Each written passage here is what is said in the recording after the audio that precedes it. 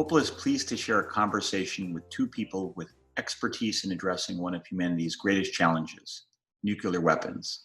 Dr. William Perry, former U.S. Secretary of Defense, speaks with the authority of years of experience and successes. My friend Jonathan Granoff is a leader in advancing the rule of law to achieve a safer world order. He serves as president of the Global Security Institute, is representative to the United Nations of the World Summits of Nobel Peace Laureates, and is a senior advisor to the Committee on National Security of the International Law Section of the American Bar Association. Thank you very much. It's an honor to introduce someone whom I consider to be a mentor and an elder on the planet. And by an elder, I mean someone who has evidenced the application of wisdom in the affairs of human beings and spends his time in educating the rest of us on how we can be more effective in improving the condition of the world.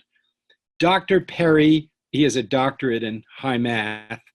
Dr. Perry's career is truly unique. It ranges from being a professor, where he is presently now at Stanford, an engineer, a banker, an extremely successful businessman.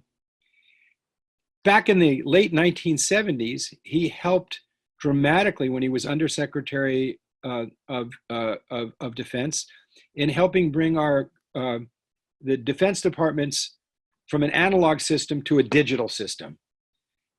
And out of the work that he did, that he led, we have our GPS system. So to a major extent, Dr. Perry's work in the Silicon Valley has produced enormous benefits to all of us. This very Zoom call depends on that digital technology. When he was Secretary of Defense, I would say he was the most successful Secretary of Defense that we've ever had, because it was in a transition period coming out of the Cold War, and he was instrumental in dramatically reducing not only the posture of nuclear weapons, but the number of nuclear weapons. After his retirement from being Secretary of Defense, he hasn't given up one moment of sitting on his laurels. And he was one of the principals in the very important initiative and op-eds of Secretary Shultz, former Secretary of State Shultz, Senator Sam Nunn, and Henry Kissinger, in a series of very important op-eds that they did in the Wall Street Journal, calling for progress in the elimination of nuclear weapons.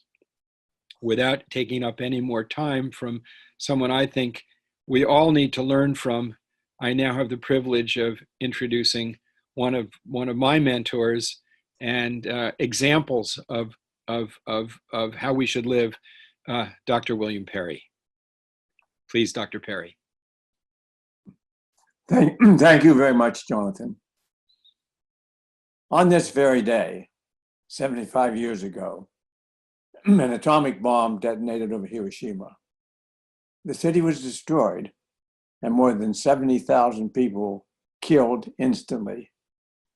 The world had never seen or even imagined such a force for destruction.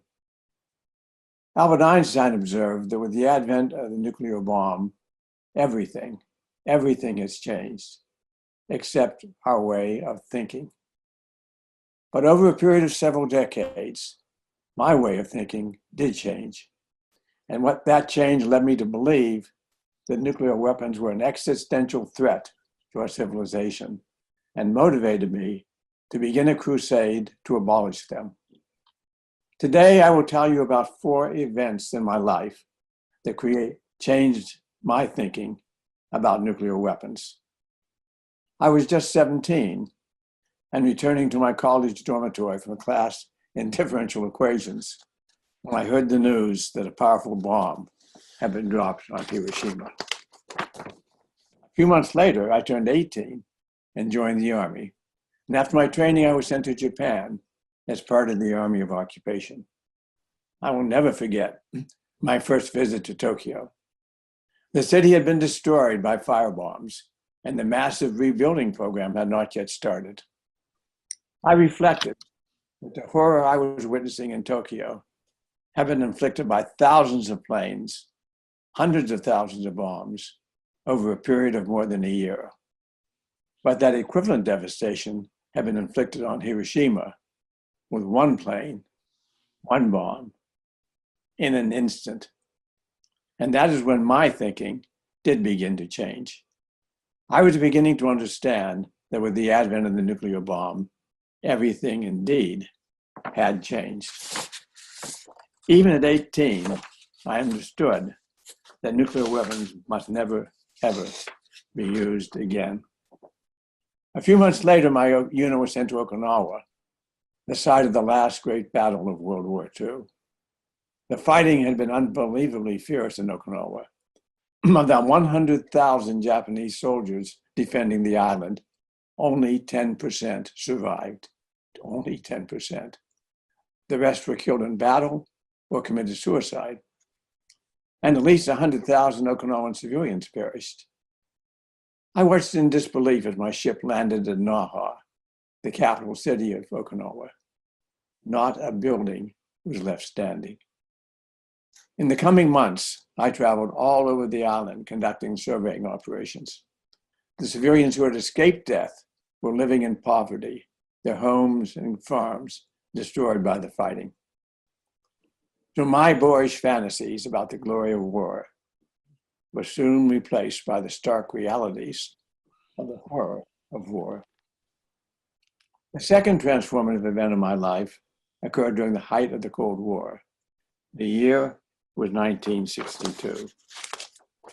I was the director of an electronics laboratory in California and was also a pro bono scientific consultant to our government. When I got a call from the deputy director of CIA asking me to come in to visit him as soon as possible, I told him I would rearrange my schedule and see him the following Monday. And he said, "No, you don't understand. I need to see you right away." So I got on the red eye and flew back to Washington. Next morning, I went into his office, and there on his desk were a series of photographs, U-2 photographs. As I looked at the pictures, I instantly recognized that these were Soviet missiles under deployment in Cuba. And that was my first inkling of what came to be called the Cuban Missile Crisis. He asked me if I would lead a small analysis team whose job would be to write a report for President Kennedy every morning on his desk.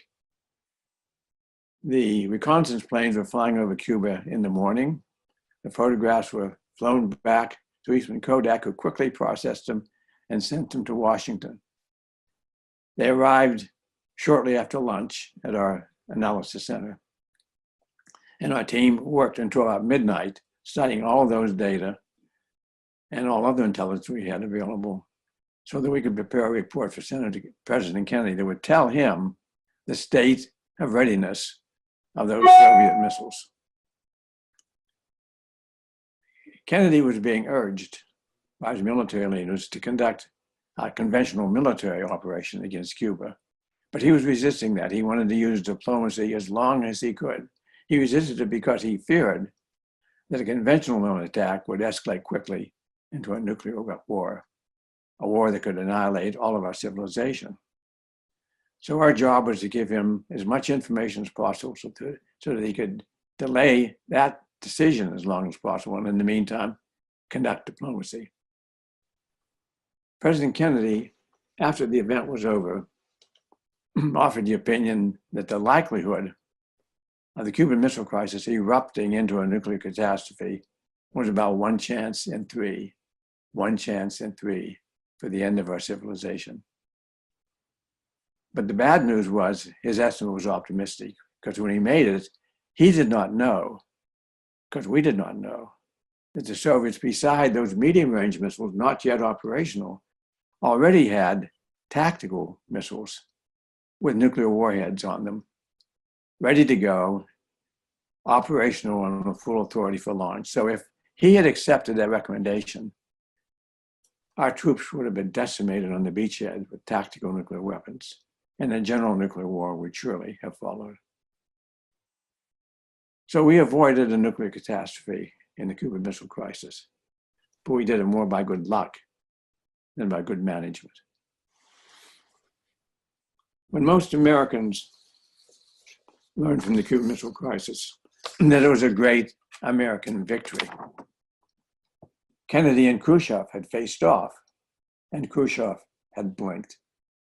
What I learned from the Cuban Missile Crisis is that we nearly blundered into a nuclear war, and that we avoided a civilization-ending crisis more by good luck than by good management. The third transformative event in my life occurred in 1980, another period of intense Cold War hostility. At the time, I was the Undersecretary of Defense for Research and Engineering, responsible for the development of modern weapons, digital weapons, to offset the numerical superiority of the Red Army, whom we believed was posed to dominate Europe. And I got a phone call at 3 o'clock in the morning. The voice on the other end of the line identified himself as the watch officer at the North American Air Defense Command. And the first thing he told me was his computers were showing 200 ICBMs, long-range missiles, on the way from the Soviet Union to the United States. For one horrible moment, I thought we were about to relive the Armageddon that we so narrowly avoided in the Cuban Missile Crisis. Luckily, he quickly informed me that he had concluded his computers were in error, that this was a false alarm. And he was calling me to see if I could help him determine what had gone wrong with his computers. Well, the short answer was it took us several days to figure that out. It was a faulty chip in the computer, nothing more. And an earlier false alarm, the problem had been not a machine error, but a human error. So our early warning system is a wonderful, fantastic piece of technology. But humans do err and machines do err. And we have had 3 false alarms that I'm aware of, none of which happily resulted in a launch, because had it been a launch, the president had no way of calling it back if he had later discovered it was a false alarm. Before the watch officer called me, he had earlier called the White House. The National Security Advisor answered the phone. He believed, this was a big Brzezinski, he believed that the launch actually was underway and was about to call the president to wake him up to make the decision whether he should launch his missiles right away before the Soviet missiles had impacted and destroyed ICBMs in the silos. Before he woke up the president, he got the second call telling him it was a false alarm. And that is when, after the White House had been notified it was a false alarm, that is when the watch officer called me. So that was another transformative event in my life. What I learned from that event was that we nearly blundered into a nuclear war. And we avoided that, again, more by good luck than by good management. The fourth event occurred in 1995, a few years after the Cold War had ended. We had somehow avoided the nuclear Armageddon during the Cold War, and we were in the early stages of building a post-Cold War world. At the time, I was Secretary of Defense, and I had 2 primary goals: building a positive relationship with Russia and dismantling the deadly nuclear legacy of the Cold War. I succeeded in moving towards both of those goals. Between a joint effort of myself and the Russian Minister of Defense and the Ukrainian Minister of Defense, we dismantled 8,000 nuclear weapons during my term in office, 8,000. We also developed a close working relationship among the 3 defense ministers. A year or so later, when our troops went into Bosnia, we had a problem because Russia also wanted to send troops into Bosnia, but we did not want to have 2 different sets of troops in there under different commands. My job, given to me by President Clinton, was to persuade the Russian defense minister to deploy his brigade as part of an American division, reporting to an American general. That was a hard sell, but he agreed to do that, partly because of the good trust we had built up, during the dismantling operation. What I learned from these experiences was that a positive construction relationship with Russia was possible, and that we could achieve our security goals without nuclear weapons. Indeed, I came to believe that nuclear weapons were a liability to our security. When I left office in 1997, we were in the early stages of dismantling the nuclear arsenal that we had believed was critical to our security during the Cold War. In a few years after I left, the dismantling operation stopped both in the United States and Russia. Our attention to security issues was soon directed to the war in Iraq, and all discussion of nuclear forces and force structure disappeared. Disheartened by the reality that we were still deploying nuclear Cold War weapons 2 decades after the ending of the Cold War, George Shultz held a conference at Stanford on the 20th anniversary of the Reykjavik summit, where Reagan and Gorbachev came very close to an agreement to dismantle the nuclear arsenals of both countries. The purpose of the conference was to revisit that near agreement.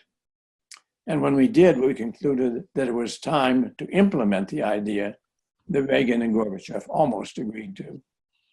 To that end, I joined Shultz, Kissinger, and Nunn in writing an op-ed for the Wall Street Journal, explaining our views and proposing that the world move toward the abolition of nuclear weapons. We followed the op-ed with a video called The Nuclear Tipping Point, where we showed around the country as a way of educating the public on nuclear dangers. Our op-eds and video were a shock to Americans, most of whom had forgotten altogether about our nuclear arsenal and had no idea how it endangered them. Then in February 2007, just a month after Obama took office as president, he made his famous speech in Prague. I speak clearly and with commitment, the commitment of the United States to seek the peace and security of the world without nuclear weapons. Obama then invited to the White House the 4 of us and our spouses, talked strategy with us, and then took us to the White House Theater, where he showed a video. He introduced it by telling his team that the video represented his ideas on nuclear weapons and hoped that it would represent theirs as well. And for the first time, I began to allow myself to believe that we might actually succeed in our mission impossible. A year later, Obama negotiated the New START treaty with President Medvedev. That was intended to start the process of dismantling the nuclear arsenals of our 2 countries.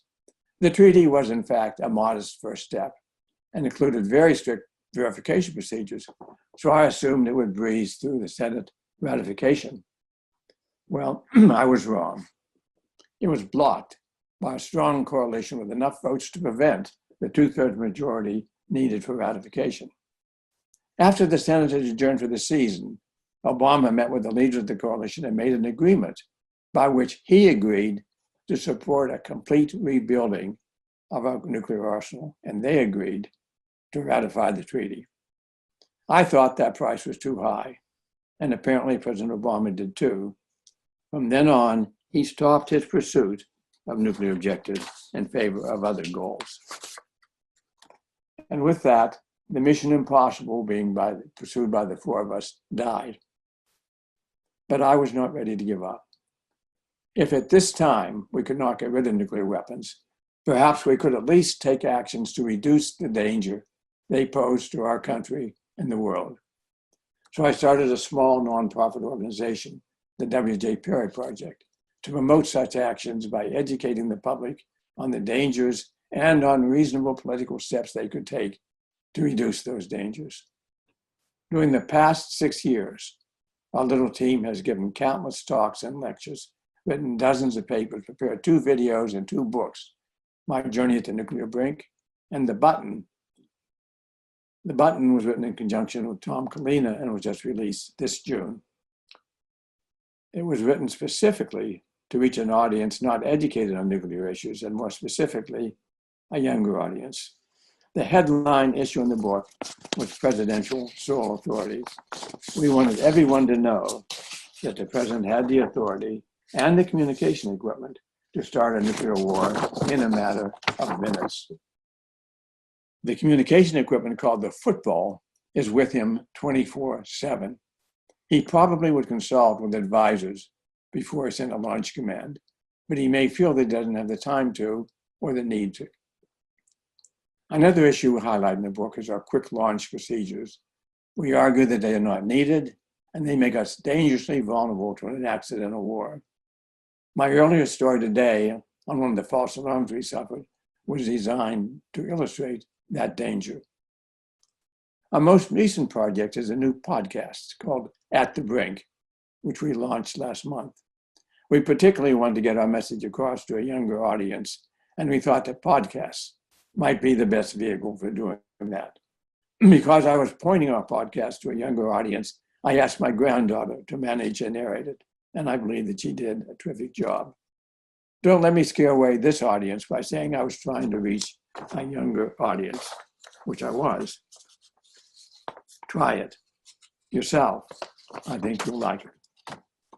I confess that sometimes I get discouraged by the difficulty in convincing our public that they are facing a nuclear catastrophe, and that they must get concerned with these issues and take some relatively simple actions to lower that danger. And sometimes I reflect that I'm 92, and perhaps I should hang it up and let the younger generation take over this fight.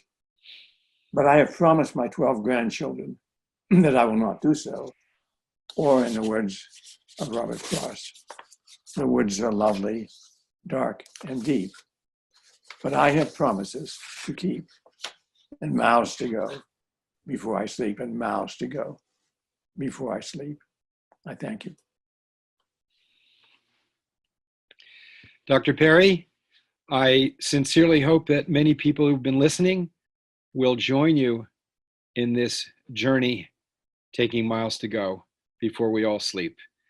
And I urge everyone watching to go to the William Perry Project. It is probably the best deep dive in educating in a clear, simple way of educating yourself on the reality of the scope, the size, the risks, and avenues for eliminating this threat. My background, Secretary Perry, is in law, as you know, and people don't realize that not only was it a moral commitment that Ronald Reagan made when he said a nuclear war can never be won and must never be fought, which was a statement that he and President Gorbachev said at the summit in Geneva and put in motion the end of the Cold War. But there's a legal aspect to it. During Richard Nixon's administration, the Nuclear Non-Proliferation Treaty entered into force. And of course, it has stopped the proliferation of nuclear weapons, kept the number of states very small. But the P5, the permanent members of the Security Council, agreed in that treaty that in exchange for over 180 nations denying themselves the capacity and right to build nuclear weapons, that they would negotiate the disarmament process. They would negotiate the elimination of nuclear weapons as a legal obligation. And the International Court of Justice has unanimously ruled that there is a legal obligation of all states to pursue in good faith negotiations leading to a legal instrument or instruments eliminating nuclear weapons. This issue has always been a bipartisan, but today it's largely become partisan. And the danger, not only the danger has, we realize more of the danger even than we did at the time when you were watching the Cuban Missile Crisis. There are climatologists now explaining to us that if less than 1% of the 13,000 weapons in the world today were to go off, it would throw at least 5 million tons of soot into the stratosphere, ending the agricultural base of our modern civilization. So we've gone from mutually assured destruction, MAD, to realizing that if you use your arsenal, you also die, and it's self-assured destruction, SAD. And yet the public is largely in denial of this legal obligation, in denial of the magnitude of the threat, and in denial of the legitimacy of experts like yourself bestowing on the issue of the imperative. So I'm the president of the Global Security Institute, and one of our programs is, and our board has Mikhail Gorbachev on it, Jane Goodall, Oscar Arias, and one of the programs that we have is Parliamentarians for Nuclear Nonproliferation and Disarmament. We have 800 parliamentarians all around the world. The rest of the world, the majority of people in the world, are in nuclear weapons-free zones. People don't know that. 115 countries in nuclear weapons-free zones. And parliamentarians who care about the environment, who care about cooperation in addressing the COVID virus, they're the same parliamentarians who want to work for a nuclear weapons-free world. Dr. Perry, what do you want to tell this very powerful audience that we're speaking to, what they can do to help move the ball forward? Well, first of all, get educated on the problem. If you understand the danger, you'll be motivated to do things. And then secondly, pick out one thing that you might be able to want to do. For example, we have right now pending in legislature. Will not be passed this year, of course, but they might have another chance next year. 2 different proposals, one of which was to end presidential sole authority. That would be perhaps nothing more dangerous than the fact that the president, any president, can start a nuclear war in a few minutes just by his own decision to do so. We want to end that. Our Constitution, after all, calls for the Congress have the power to declare a war, and nothing could be more a declaration of war than launching nuclear weapons at somebody. Secondly, there's legislation to try to end the quick launch procedures we have. So get educated in the problem. Discover that the 2 such things, the 2 specific proposals being made that could make a big difference in our safety, and find a way of getting behind those. Well, you know, under the Nuclear Nonproliferation Treaty, there are conferences every 5 years in which commitments are made by nations, and the United States has made commitments to fulfill its disarmament legal obligation under that treaty to, 1, end nuclear testing. So it seems to me we need to ratify the Test Ban Treaty. 2, negotiate a treaty to cut off any further production of nuclear weapons capable material, fissile materials. Strengthen the international inspection and safeguard regime. But most important, articulate consistently a commitment to lower the operational status and political significance of these weapons. And thus, in the United States, as did 190 other countries, made an unequivocal undertaking to obtain the elimination of nuclear weapons in that treaty. So this is not something that is, by any stretch of the imagination, a marginal issue. But where are we today?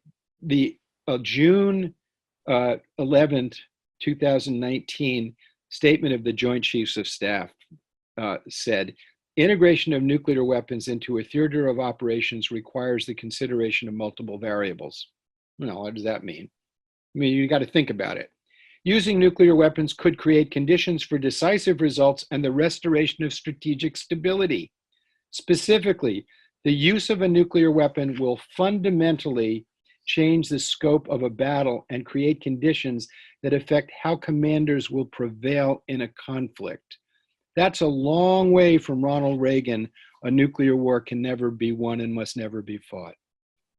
It lowers the standard of using them to claiming that the theater use of nuclear weapons could bring about strategic stability.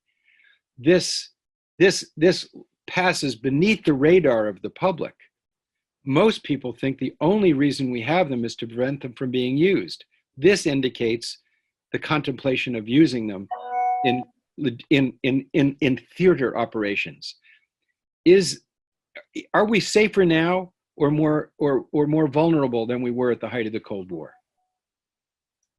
I believe that today the likelihood of a nuclear catastrophe is greater than it was at any time during the Cold War, and that's not just my belief. The Bulletin of Atomic Scientists, which puts out their famous doomsday clock every year, has set the minute hand to less than 2 minutes before midnight.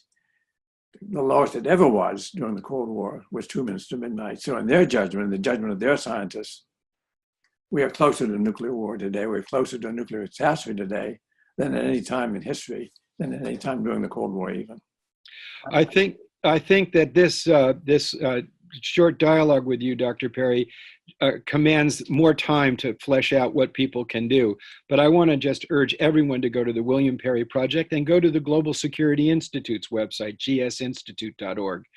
But I also want to remind people, if you want to stay young at heart, if you want to stay and have your mind be at the height of alacrity and clarity, well into your 90s, and follow the path of Dr. Perry.